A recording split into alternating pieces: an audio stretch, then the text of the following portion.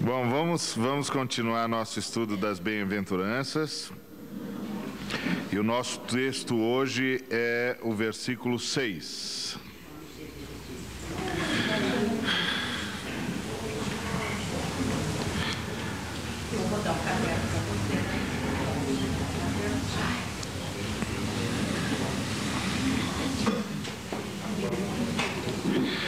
Bem-aventurados os que têm fome e sede de justiça, porque eles serão fartos.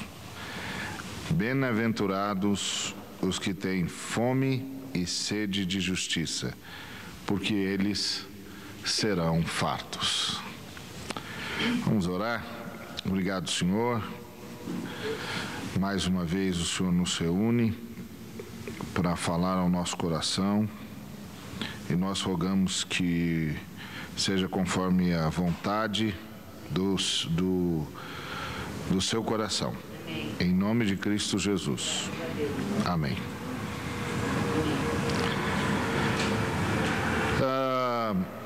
Como nós temos visto,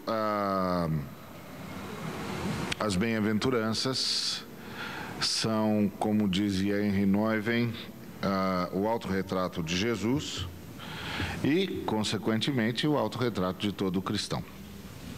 É de se esperar que todo cristão traga no seu perfil a presença dessas qualidades que o Senhor Jesus chamou de qualidades que nos tornam bem-aventurados. A ideia da palavra bem-aventurança é a ideia de feliz. Feliz é o ser humano que tem tais qualidades. E é interessante perceber que essas qualidades, elas são a marca de uma pessoa feliz, não tanto pelas qualidades em si, mas pela esperança que elas encerram. Claro que as qualidades são extraordinárias, mas elas são resultado da fé numa promessa. Elas são resultados de uma esperança, a esperança do reino de Deus. Então, você poderia falar, talvez, parafrasear essas bem-aventuranças dizendo: felizes são os que esperam o reino de Deus. E eles, porque esperam o reino de Deus, se tornam pessoas humildes, sensíveis, mansas, sedentas de justiça,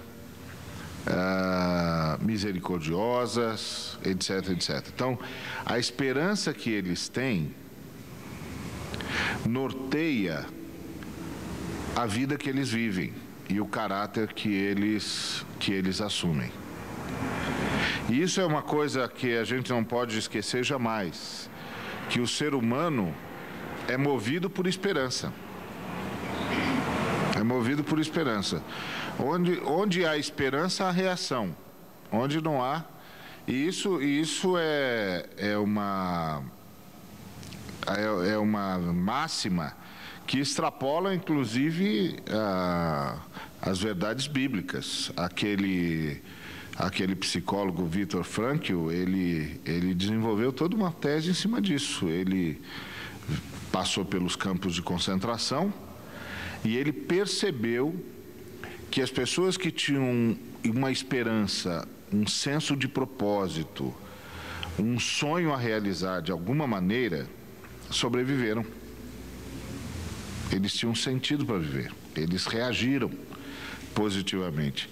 Os que, ao contrário, não nutriam mais esperança alguma, sonho algum, desejo algum, paixão alguma, sucumbiram mais facilmente à violência, à dor, à angústia e ao terror, que foi a característica, infelizmente, daqueles anos tétricos que a raça humana viveu. E anos que podem se repetir, né? Infelizmente. Então, a bem-aventurança tem a ver com a esperança. Então, feliz aquele que tem esperança. E tem a esperança do reino. Por quê? Bom, porque o reino é uma realidade. É possível ter esperanças que vão necessariamente se frustrar. Isso é possível. Muita gente já esperou muita coisa que não viu acontecer, frustrou-se e foi levada de roldão pela decepção, não é? E aí a esperança frustrada é terrível, é angústia redobrada, não é? Porque quando a esperança de alguém é frustrada, é um golpe fatal. Porque a pessoa não tem mais no que se agarrar, né? Então, há esperança e esperança, né? As nossas decepções, muitas vezes, ou na maioria absoluta das vezes, tem a ver basicamente com as nossas esperanças, com as nossas expectativas, né? Nos relacionamentos, por exemplo, a gente coloca uma expectativa altíssima, ela se frustra e acabou. Aí o que resta é a decepção, a desilusão, a angústia e o medo da vida, o medo do futuro, né? O medo de tentar de novo. É uma angústia. Então, bem-aventurados, felizes os que têm esperança no reino, porque o reino de Deus é uma realidade. O reino de Deus já está presente e é o futuro. A promessa do Senhor é segura e é certa, não é? Tão certo quanto vive o Senhor, o seu reino virá em glória. É só uma questão de tempo agora. Aliás, sempre foi, né? Mas agora está ficando cada vez mais claro isso. Até os mais céticos já estão começando a dizer, ontem eu estava numa lanchonete, aí eu fui lavar a mão, tinha um rapaz do meu lado, nunca me viu, de repente ele virou para mim e falou assim: é o começo do apocalipse, né, moço?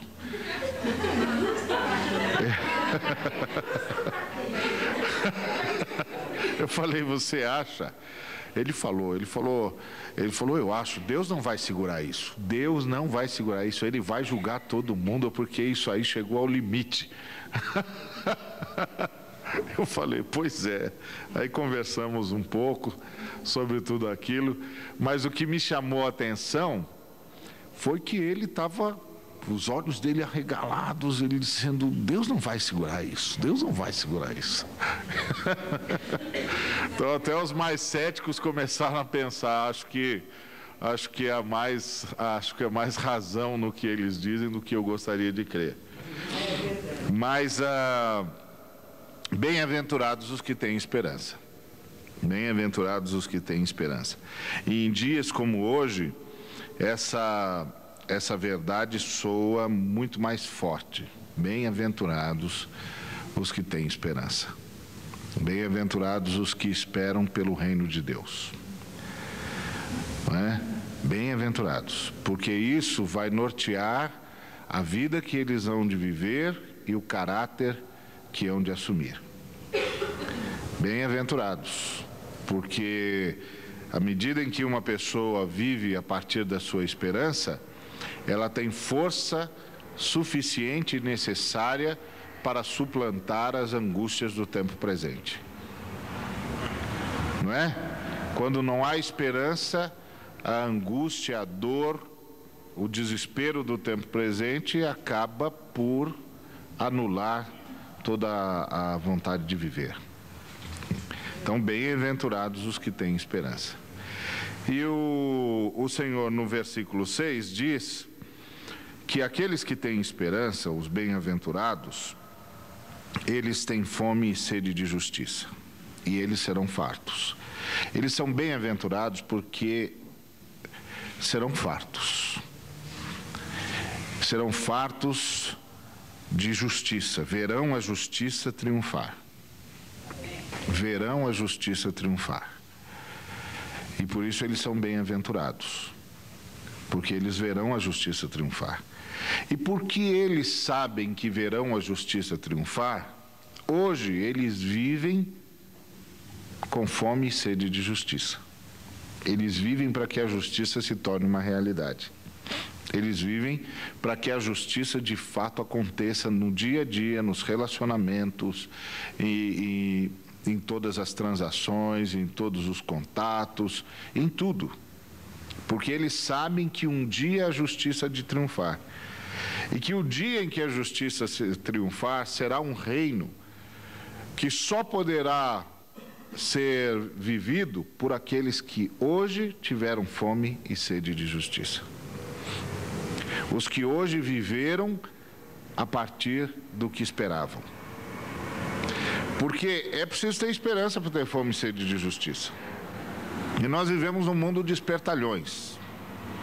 Vivemos um mundo em que as pessoas estão tentando criar oportunidades especiais para si, às custas de quem quer que seja. Parece que num mundo como esse, ter fome e sede de justiça, ter o desejo, a prática da justiça, é errar o caminho.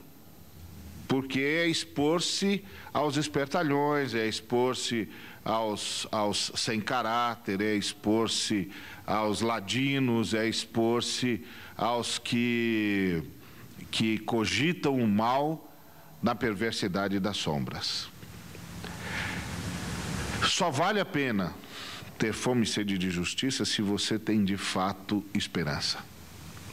Se você tem esperança num futuro marcado pela justiça. Como diz as Escrituras, vem aí o novo céu e a nova terra, onde habita a justiça. E neste novo céu e nessa nova terra, onde habita a justiça, só poderão estar os que hoje, no mundo da injustiça, têm fome e sede de justiça. Os que hoje, no império da injustiça, praticam a justiça. Só esses poderão viver nesse novo céu e nessa nova terra. Agora, a gente pode pensar com a seguinte categoria: bom, mas viver baseado na justiça, nesse mundo que é o império da injustiça, é candidatar-se ao sofrimento certo. É verdade. É verdade. Não tem como dizer o contrário. É verdade. É candidatar-se ao sofrimento certo. É candidatar-se ao prejuízo. É candidatar-se a uma série de dissabores. Não há a menor dúvida. Agora, o que a palavra diz, a palavra de Deus diz para esse tipo de realidade é que a glória do porvir não é para se comparar com o sofrimento do presente século.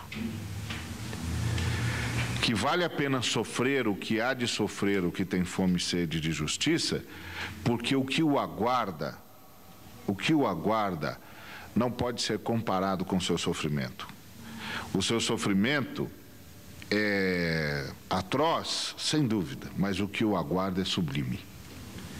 Vale a pena. O que as Escrituras estão tentando nos dizer quando falam-nos que a glória do porvir não é para se comparar com o sofrimento do presente, ou que o sofrimento do presente não é para se comparar com a glória que é de ser revelada, o que as Escrituras estão dizendo é o seguinte: vale a pena sofrer o dano. Vale a pena sofrer por causa da justiça. Vale a pena insistir na justiça. Porque o que Deus tem preparado para aqueles que o amam, e, portanto, aqueles que andam segundo os seus mandamentos, segundo os seus juízos, não pode ser comparado com nada que estamos vendo ou percebendo aqui. É sublime demais, é intenso demais, é maravilhoso demais e é eterno demais. Sempre bom lembrar que seja o que for que estejamos vivendo aqui, passando aqui, é temporário. Vai passar. Algumas verdades que são verdadeiros axiomas. Você pode dizer que vai acontecer mesmo. E uma delas é: isto também vai passar. Porque vai mesmo. Vai mesmo. Há uma série de coisas que são terríveis, são angustiantes, são dolorosas, mas vão passar. Entretanto, a palavra do Senhor jamais passará. Entretanto, aqueles que temem ao Senhor jamais passarão. Porque tudo que se refere ao Senhor é eterno. Não conhece o limite do tempo, não conhece o tempo do fim, e nem o fim dos tempos. É eterno. Então, bem-aventurados os que têm fome e sede de justiça. Eles serão fartos. Eles verão um novo céu e uma nova terra onde habita a justiça. E já aqui agora verão em muitos casos o triunfo da justiça. Porque, irmãos e irmãs, às vezes a gente trabalha com a perspectiva de que o mal é inexorável, de que o mal é incontornável, de que o mal acaba sempre triunfando, mas não é verdade. Não é verdade. Porque se assim fosse, o mal já teria triunfado desde há muito. Simplesmente porque o mal não conhece limites, o mal não respeita padrões, o mal não obedece ética. Por que o mal não toma conta de todo o universo? Porque em meio a tanta maldade subsiste ainda o sonho do bem, o desejo do bem e a postura pelo bem. Se o mal não conhece limite e não respeita a autoridade. Só tem uma explicação para isso: os desígnios de Deus, a graça de Deus. Deus arvorou a sua bandeira contra o mal. E por isso Deus faz juízos na própria história. Além do juízo final que todos nós veremos, Deus faz juízos na própria história. A história testemunha a queda dos maus e dos impérios que passaram. A irmã ia dizer algo? Era isso. Ah, era esse? Então, tá bom. Exatamente. A história testemunha a queda dos impérios. Então, sem exceção. Portanto, vale a pena insistir na justiça. Porque mesmo na história, aqui e ali, a justiça triunfa. Mesmo na história. Porque há um Deus no céu. Como disse o grande patriarca Abraão, porventura não fará justiça o justo juiz de toda a terra? Amém. Há um Deus no céu. No céu, na terra e em todo lugar. Não é? Que Ele é onipresente. Então, bem-aventurados os que têm fome e sede de justiça, porque eles serão fartos. É bem verdade que essa fome e sede de justiça é a fome e sede de justiça que vai levar o sujeito ao sacrifício. Mais tarde você vai ver isso aparecer de novo nas bem-aventuranças. Aliás, a questão da justiça é a única que aparece duas vezes na bem-aventurança. Não é? Aparece aqui: bem-aventurados que têm fome e sede de justiça, e depois, mais tarde, aparece: bem-aventurados os perseguidos por causa da justiça. Então você percebe que a justiça, de todas as bem-aventuranças, a justiça aparece duas vezes, é a única que aparece duas vezes. Jesus Cristo enfatiza e reenfatiza: bem-aventurados os que têm fome e sede de justiça, bem-aventurados os perseguidos por causa da justiça, porque deles é o reino dos céus. Então a justiça é uma tônica divina, é uma máxima de Deus. A justiça é um tom divino para a história. Portanto, a justiça há de triunfar. E Deus recompensa os justos, os observa e se identifica com eles. Bem-aventurados os que têm fome e sede de justiça. Agora, é claro que essa fome e sede de justiça, no caso das Escrituras Sagradas, é como disse o outro lado dessa bem-aventurança, é a fome e sede de justiça que leva ao sacrifício, não é? Nós assistimos aí estarrecidos o que aconteceu lá nos Estados Unidos, e ficamos todos estarrecidos com aquela angústia toda, tantos inocentes morrendo e tal. Uma angústia tremenda, tremenda, sem paralelo. Mas também é verdade que por detrás daquele tipo de ato, há também uma fome e sede de justiça, que foi muito mal dirigida, porque é uma fome e sede de justiça que não levou apenas ao sacrifício dos que têm fome e sede de justiça, mas levou ao assassínio, que Deus condena. Mas não há a menor dúvida que por detrás daquele ato bárbaro há outras barbaridades. Há outras barbaridades. Nós temos que tomar muito cuidado nessa hora, porque é muito fácil sair julgando qualquer um antes de calçar o sapato dele. Quando você calça o sapato dos famintos, quando você calça o sapato de 2/3 da humanidade que assiste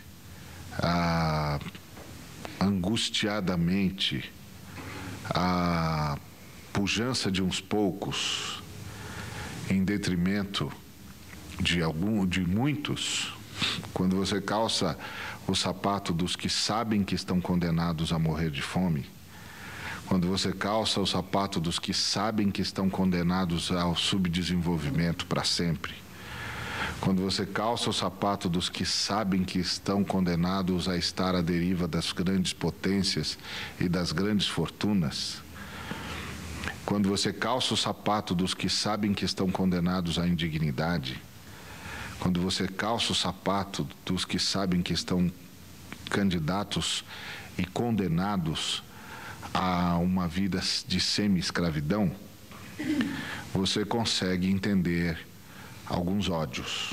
Você não consegue aprovar, é óbvio. Aprovação jamais.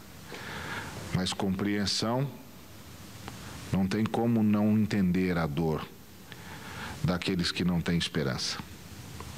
Não tem como não entender a dor dos que sabem que estão condenados.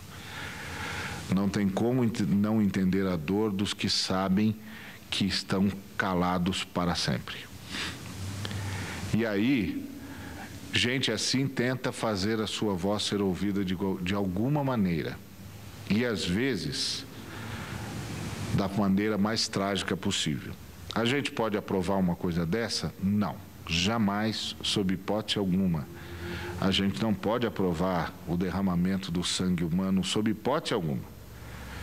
Mas a gente pode compreender que nós vivemos num mundo marcado pela injustiça, marcado pela dor, marcado pela consciência de que poucos estão e estarão sempre muito bem e que muitos estão condenados. São condenados à fome, à indignidade, à vergonha e à humilhação. É muito triste o que nós estamos vivendo no mundo de hoje. O mundo de hoje, antes de precisar de juízes, precisa de intercessores. Hoje, mais do que nunca, precisamos dobrar os nossos joelhos e pedir clemência. Para ambos os lados, para todos os povos, para todos os homens. indistintamente. Clemência, misericórdia, piedade da parte de Deus. Porque o mundo está muito mal dividido. Muito mal dividido. Eu me lembro quando o pessoal fez o Tratado de Quioto para diminuir o índice de poluição, e o presidente norte-americano disse: olha, o que importa é a economia americana. Se nós tivermos de poluir mais o planeta, nós vamos poluir. Eu li aquilo e falei: gente, isso vai acabar mal. Essa insensibilidade vai acabar mal. Se o restante do mundo se convencer de que a superpotência é insensível, de que nunca prestará atenção aos gritos dos oprimidos, isso vai acabar muito mal. Porque aí só resta o desespero. E aí, diante do desespero, meus irmãos, o que nos aguarda são cenas trágicas como as que assistimos, estarrecidos. É trágico, é triste, mas é totalmente compreensível. Absolutamente reprovável. Absolutamente reprovável, mas tristemente compreensível. É muito triste. E nós vemos isso em várias escalas. Na cidade de São Paulo, nós vemos isso na violência urbana. Quando o sujeito chega à conclusão de que não tem saída para ele, não tem saída para sua família, não tem saída para sua história, de que eles estão condenados a viver no esgoto aberto, e que eles estão condenados a viver sobre palafitas, que eles estão condenados a verminose, que eles estão condenados a toda sorte de doença, que não há saída para eles. Só lhes resta o desespero. E o que um ser humano é capaz de fazer quando desesperado, ninguém ainda mediu. Ninguém ainda mediu. É terrível. Irmãos, essa é uma hora de oração. Essa é uma hora de intercessão. E essa é uma hora de misericórdia. De misericórdia. Jesus Cristo era alguém que se preocupava com a justiça. A gente vê isso o tempo todo.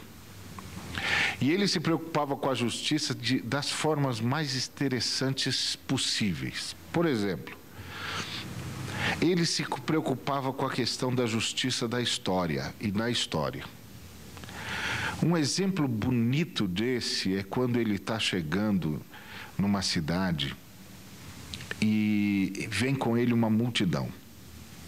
E as pessoas estão alegres, e as pessoas estão contentes, e as pessoas estão felizes. Ele fez N milagres, provavelmente estão vindo cantando após ele, dizendo hosanas, aleluias, é um profeta maravilhoso esse, etc.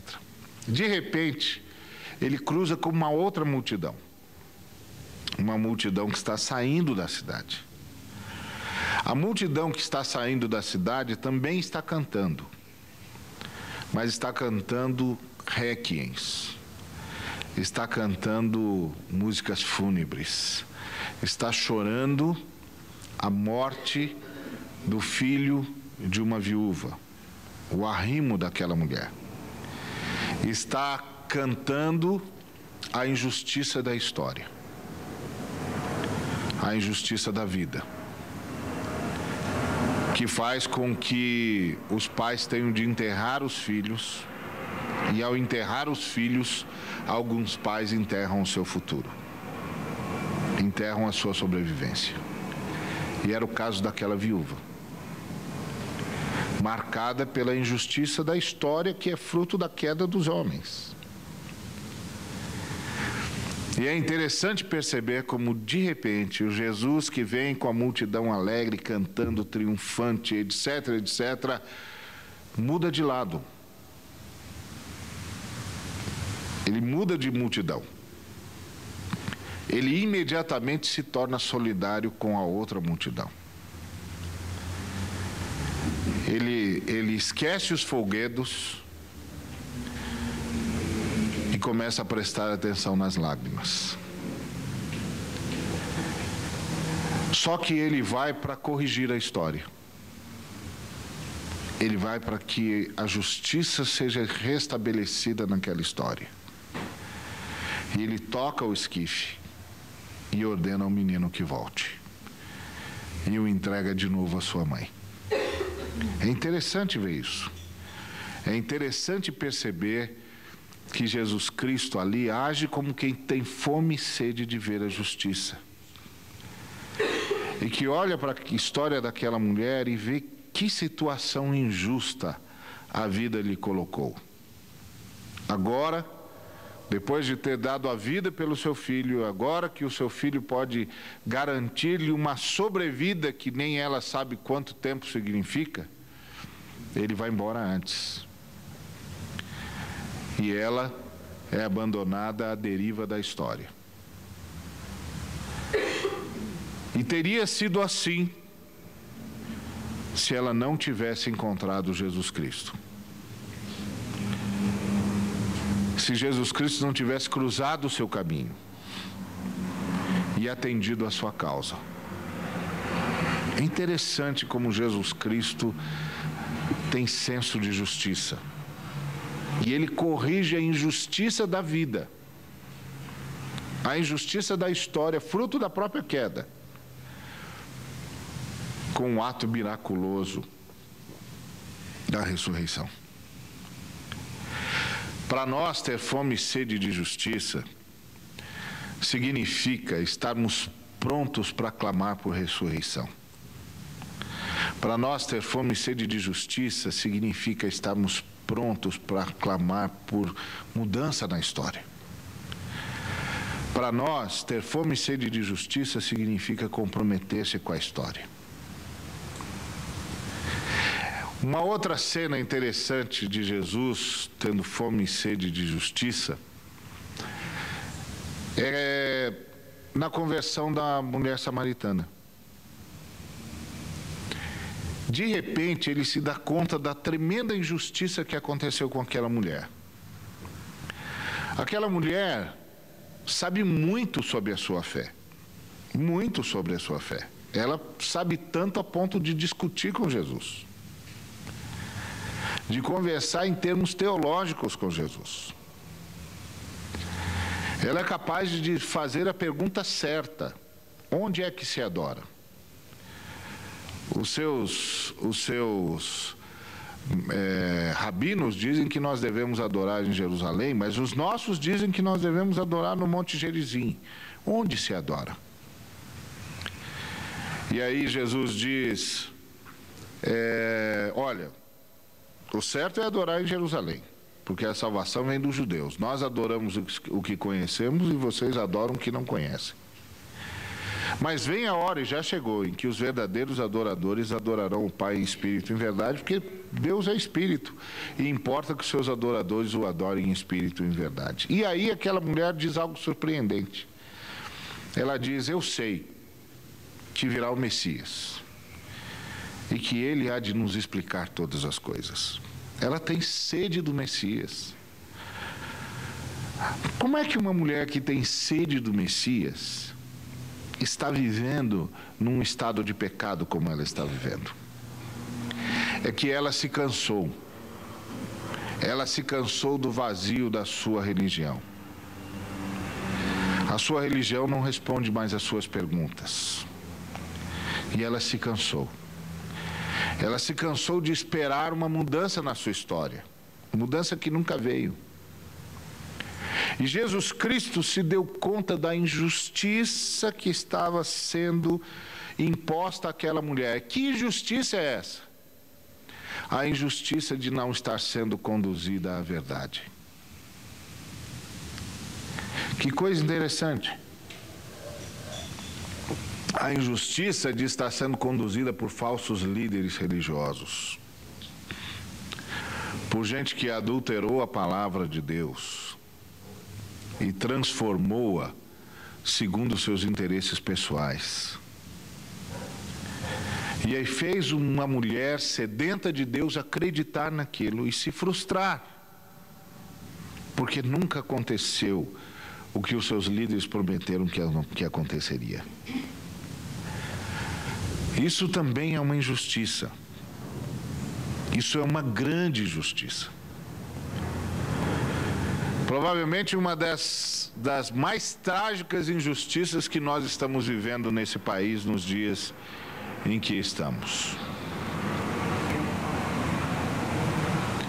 Líderes religiosos desviando o povo de Deus, tendo em vista os seus próprios benefícios, o apacentamento do seu próprio ventre, prometendo o que Deus nunca prometeu, dizendo o que Deus nunca falou, pregando o que Cristo nunca ensinou.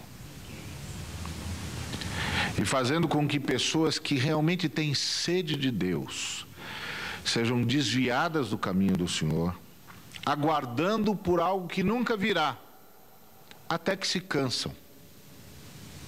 Até que se cansam. E quando elas se cansam, elas confundem forma e fundo, forma e conteúdo, elas confundem tudo. E aí, elas abandonam Deus quando deveriam apenas abandonar os líderes religiosos. Porque elas não conseguem fazer a diferença entre uma coisa e outra. Uma grande injustiça. E Jesus Cristo percebeu essa injustiça.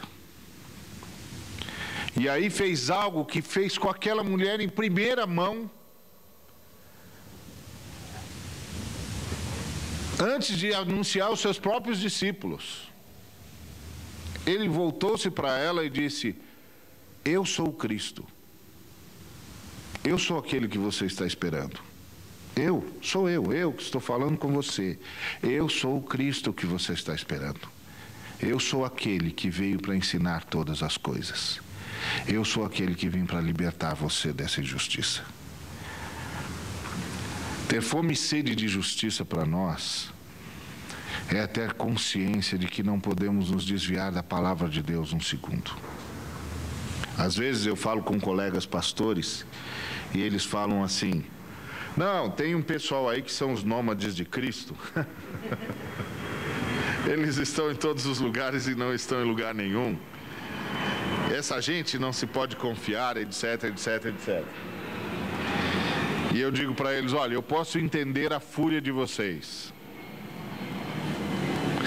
mas eu quero que vocês se lembrem que toda ovelha de Cristo tem o direito de ser pastoreada. E se uma ovelha de Cristo não se sente pastoreada, ela tem o direito de buscar pastor. Porque chega uma hora que o sujeito cansa.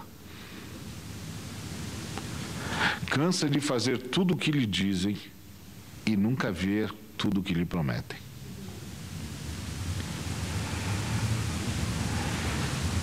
Jesus Cristo corrigiu essa injustiça com aquela mulher. Ele revelou-se a ela. E ela voltou transformada. Ela voltou tão transformada que ela subiu prostituta e desceu missionária. Não é? Voltou transformada. Chegou na aldeia dela, já chegou com um brilho diferente, a ponto de pregar aos aldeões e eles a seguirem. Ela, que tinha ido buscar água ao meio-dia, que é um absurdo, não é? Imagina aquele sol escaldante buscar água ao meio-dia, só pode ser castigo. E era mesmo. É castigo da cidade. Ela não podia andar com as outras mulheres. As outras mulheres iam buscar a água bem cedinho, quando o sol está fraco. Mas ela não podia. Ela estava sob castigo da cidade. Mas quando ela desceu transformada. Porque se encontrou com Jesus Cristo. E aquela injustiça foi corrigida na sua vida. Para nós, ter fome e sede de justiça significa ter seriedade com a palavra de Deus. Dizer apenas o que a palavra diz, nenhuma vírgula a mais, nenhuma vírgula a menos.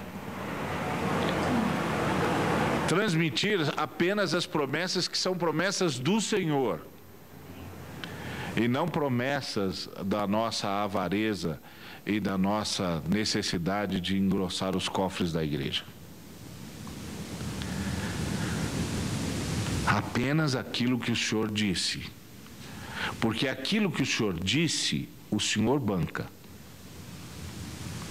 Aquilo que o Senhor não disse, Ele não tem nada a ver com isso. Ele nem se preocupa. Ele simplesmente vai dizer: você falou? Não, Senhor, eu falei. Então vá lá e faça.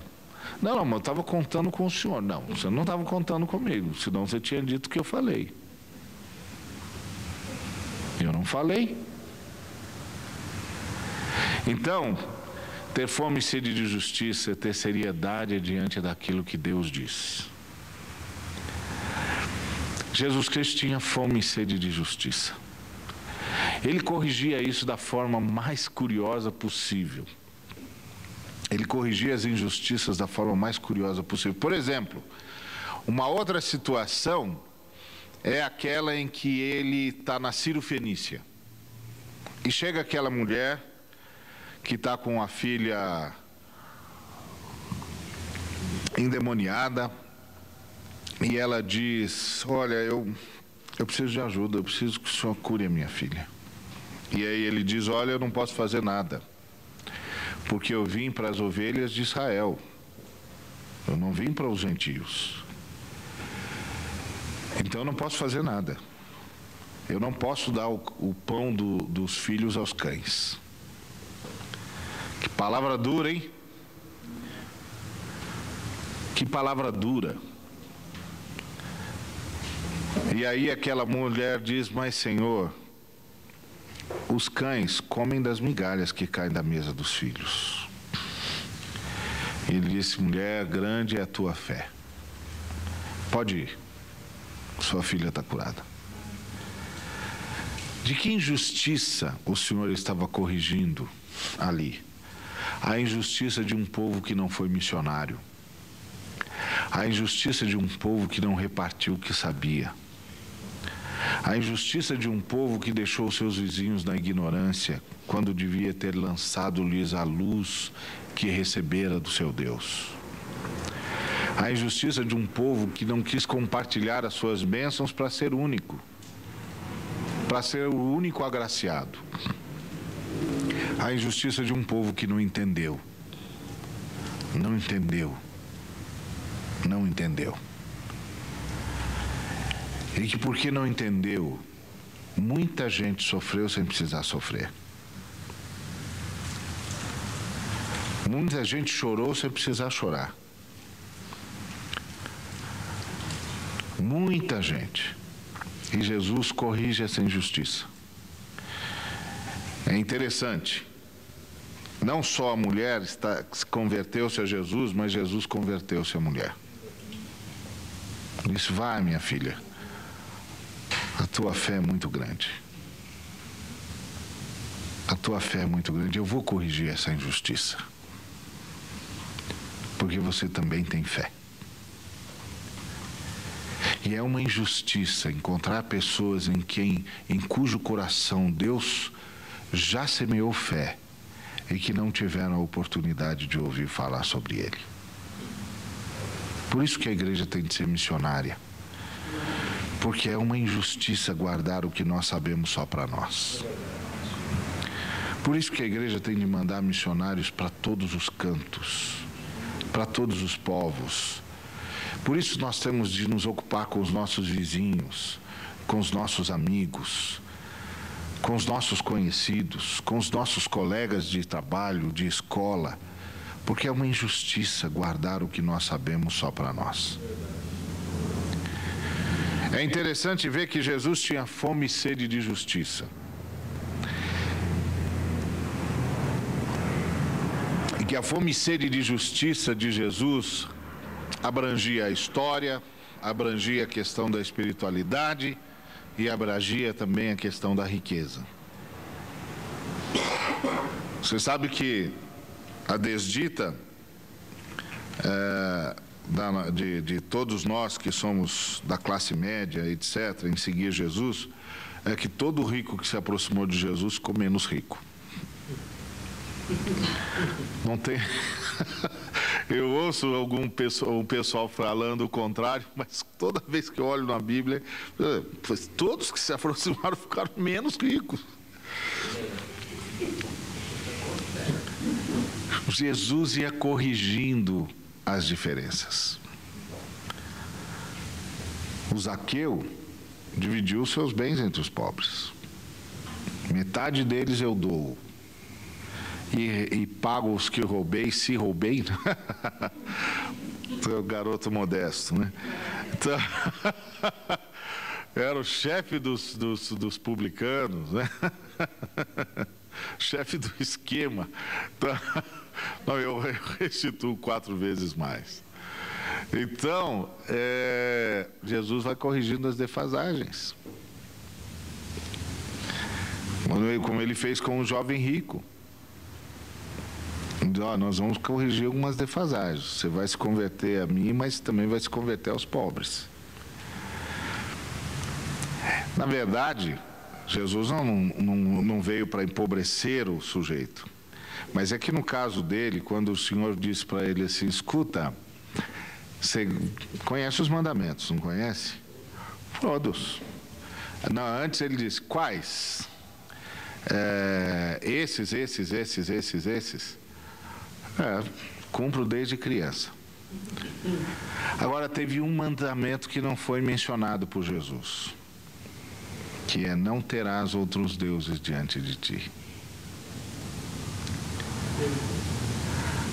Esses outros você cumpre todos? Cumpre. Então agora falta um só para você cumprir. Você tem outros deuses diante do Pai. Você vai se livrar desses deuses. Você vai pegar esses deuses e vai dar para os pobres.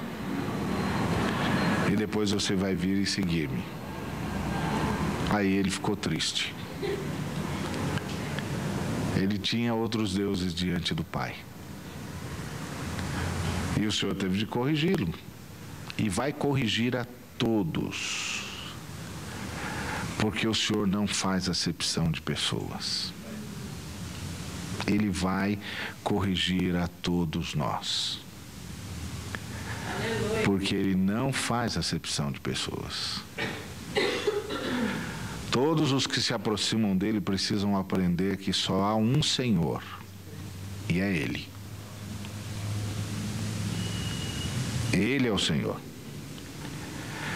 Então não é fácil mesmo, não. Você pode dizer assim, puxa, pastor, você não precisava passar por aí. Eu também não gosto de passar por aí, até porque eu gosto das coisas que tenho. Não sou nenhum hipócrita, não. Eu acho ótimo. Eu acho ótimo ter conforto. Mas eu me lembro que houve uma época na minha vida que eu guardava centavo por centavo.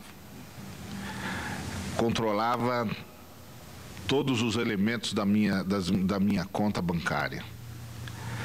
Sabia o que tinha gasto todos os dias. Embora possa não parecer, eu sou um camarada controlado, por incrível que possa parecer. A Judite sempre brinca que quando ela mexe na conta de manhã, à tarde, eu digo, minha filha, não era para ter mexido hoje. Puxa, você já viu? Já vi. Já vi que você fez o que não era para ter feito. Eu tinha de ter conversado comigo antes. Esse negócio está todo planejado. Por quê? Porque eu tenho de dar testemunho, senão eu vou pregar como? Né? Daqui a pouco o pessoal começa a dizer, esse pastor deve a todo mundo e sobe de um púlpito. Não pode. Não pode. Tem de ter seriedade. Mas um dia o Senhor me chamou, num momento de devoção, e falou: escuta, meu filho, você está exagerando. Você está exagerando. O senhor tem certeza? Ora. Essa é a pergunta que se faz, se eu tenho certeza. Você está exagerando. E como é que eu corrijo isso, Senhor? Você vai começar a doar. Você vai começar a doar. Não, mas eu dou meu dízimo. Não estou falando de dízimo. Estou falando que você vai doar. E que você vai doar tudo que você puder doar. Tudo que você não estiver precisando, você vai doar. E vai haver vezes em que você vai se privar e vai doar. Porque eu quero libertar você. E desde aquele dia, tem sido assim. Porque Deus disse: eu vou libertar você, meu filho. Vou libertar você dessa escravidão. Isso não quer dizer que você vai ser relaxado, não vai pagar suas contas, nada disso. Mas quer dizer que você vai fugir da acumulação. Você vai doar. Você vai olhar para o lado e você vai doar. Você vai se responsabilizar por cada pessoa que cruzar por você. E você vai fazer por elas tudo o que você puder. E quando você não puder, você vai se sacrificar. Porque eu vou libertar você dessa sua escravidão. Eu vou fazer você saber o que significa doar. Doar a própria vida. Porque só na doação, meu filho, há liberdade. E isso, meus irmãos, é um fato. Isso é um fato. Isso equilibra a nossa relação com a vida e nos faz, de fato, partidários da justiça. E Deus me ensinou a fazer isso. É bem verdade que eu não deveria contar isso para os irmãos, porque esse é o tipo da coisa que a mão direita faz e a esquerda não pode saber. Mas eu tenho de dizer para os irmãos, o Espírito Santo diz que eu tenho de dizer para os irmãos que só há liberdade na doação. Só há liberdade no desapego. Isso não quer dizer que Deus não vai fazer você ter. Uma coisa é Deus fazer você ter algo. Outra coisa são estas coisas terem você. E esse é que é o problema. O problema não é o que você tem. O problema é como essas coisas têm você. E só tem um jeito de se libertar disso: olhar para o lado e doar. Doar, doar e doar. Se responsabilizar o máximo possível por todos que você puder. É aí que reside a libertação. Jesus fez todos os homens se tornarem doadores. E doadores ao próximo. Doadores ao próximo. Porque é fácil doar para Deus. É fácil pôr dinheiro no gasofilácio. Porque a gente tem sempre a esperança de que Deus está vendo e vai dar 100 vezes mais. Mesmo que a gente não pregue isso. Nenhum de nós prega a teologia da prosperidade, mas não tem nada contra a prosperidade da teologia. Essa é a grande verdade, porque nós somos assim, não é vocês são assim, nós somos assim, eu sou assim também. Todos nós somos assim. Por isso o Senhor diz: não, agora você vai olhar para o lado você vai se responsabilizar pelas pessoas que cruzarem a sua vida. Você vai fazer alguma coisa que vai tornar você partidário da justiça. E você vai fazer voluntariamente. Você não vai usar desculpa, Senhor, se for para dar para o fulano de tal, ele vem me pedir. Não. Você não vai fazer isso.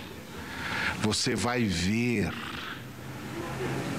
E o Espírito Santo vai dizer para você no seu coração, vá lá e faça. Não é para o irmão se humilhar, é para você fazer. Você tem de fazer. Porque só assim nós seremos libertos.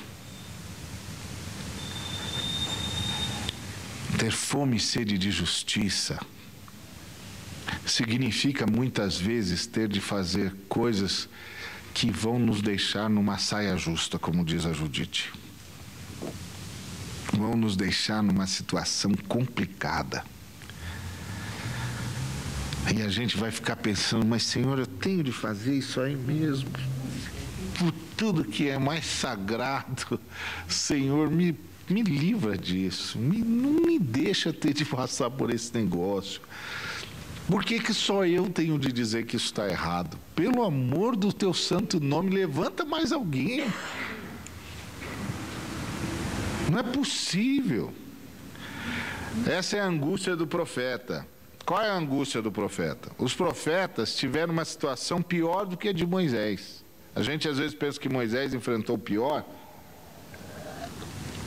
mas os profetas passaram por uma situação pior do que Moisés. Sabe por quê? Porque o povo que andava com Moisés via Deus se movimentando. O profeta não, ele está lá no quarto dele orando, aí o Espírito Santo vem e fala com ele. Ele tem de sair de lá e ainda convencer o outro que foi mesmo Deus que falou com ele. O outro não viu. E ele tem de dizer, mas olha, é Deus, olha que está na Bíblia. Olha, veja, eu não estou falando de graça, as Escrituras todas falam disso. Era muito mais fácil se o Senhor se movimentasse, fizesse as coisas mudarem, e o sujeito, todo mundo cai de joelho e pronto. Ter fome e sede de justiça significa estar pronto para ser perseguido por causa da justiça. Por isso que na bem-aventurança que fala sobre a justiça, o Senhor dá 2 toques, 2 movimentos. O primeiro movimento diz, bem-aventurados os que têm fome e sede de justiça. O segundo movimento fala do que isso significa em termos do dia a dia. Bem-aventurados os que são perseguidos por causa da justiça. Mas há uma coisa interessante nessa bem-aventurança, é que essa bem-aventurança é a bem-aventurança que Jesus Cristo assume como uma grande identificação do que Ele mesmo é. Porque Ele arremata dizendo, bem-aventurados sois quando por minha causa disserem todo mal contra vós. O que quer dizer que Jesus Cristo se identifica com a justiça.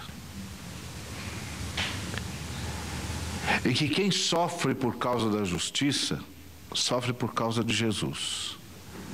Quem tem fome e sede de justiça, tem fome e sede de Jesus. Bem-aventurados os que têm fome e sede de justiça, porque eles serão fartos. Agora, isso significa muita coisa. Isso significa que nossa forma de viver vai mudar. Isso significa que a nossa forma de ser vai mudar. Isso significa que a nossa forma de negociar vai mudar.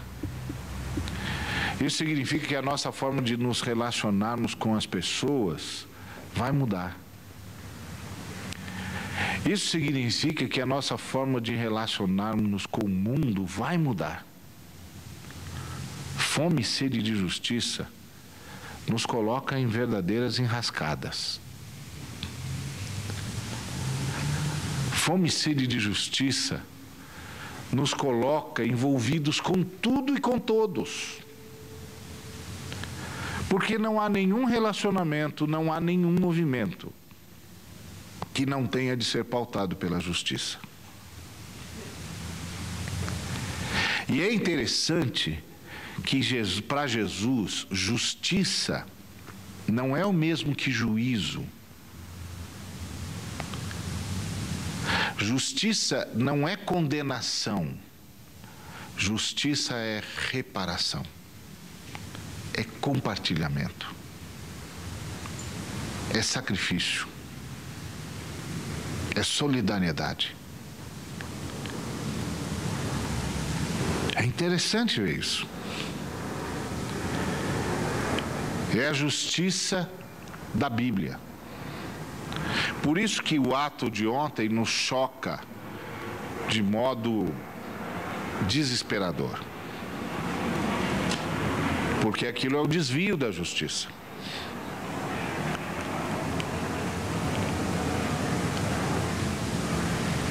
E isso é triste.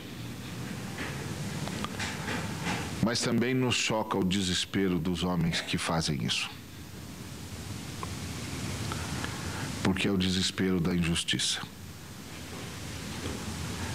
É muito complicado o mundo que nós vivemos, irmãos. Nunca como hoje o mundo precisou de gente que tenha fome e sede de justiça. Onde justiça seja sinônimo de solidariedade. Onde justiça seja sinônimo de companheirismo.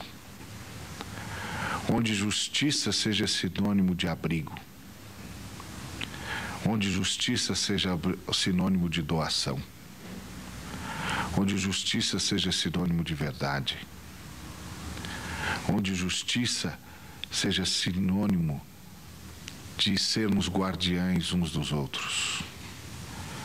Onde justiça seja sinônimo de carregarmos as cargas uns dos outros. Nunca como hoje o mundo precisou de gente que tenha fome e sede de justiça. De gente que é capaz de ser perseguido por causa da justiça. Onde justiça é o bem de todos. Às vezes, nós achamos que justiça significa que aqueles que fazem mais merecem mais. Mas isso só seria justiça se todos pudessem fazer o mesmo com a mesma intensidade. Mas não é verdade. Há homens que podem muito e há homens que não podem nada. Há homens que são gênios. Há homens que carregam deficiência cerebral. Os gênios e os portadores das mais terríveis síndromes têm direito à vida. Os gênios e os portadores das mais terríveis síndromes têm direito à dignidade. Os gênios e os portadores das mais terríveis síndromes têm direito ao amor, à bondade, à misericórdia. Os gênios e os portadores das mais terríveis síndromes têm direito a comer, a se alimentar, a ter saúde, a ter cuidado. No reino de Deus, todos trabalham por todos. No reino de Deus, os fortes se sacrificam pelos fracos. Porque no reino de Deus, nós nos responsabilizamos uns pelos outros. É isso que a Bíblia chama de justiça.